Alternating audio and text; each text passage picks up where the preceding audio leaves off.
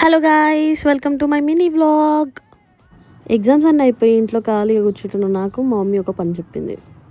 ఆ పనిదే గైస్, మనం వీటికి సెక్యూరిటీ గార్డ్, కోతులు రాకుండా చూసుకోవాలి. ఎస్ గైస్, ఇదంతా మా ఊరు అనమాట. చాలా బాగుంది కదా. ఎప్పుడైనా మంచి టూర్ ఇస్తాను మా ఊరిది. అదేంటో ఆ రోజు సూర్యుడు హాలిడే అనుకుంటా, ఇదంతా ఏ పని కాదు అని చెప్పేసి నేను వెళ్ళిపోయాను. వెళ్తుంటే దారిలో ఒక సైన్యం కనిపించింది.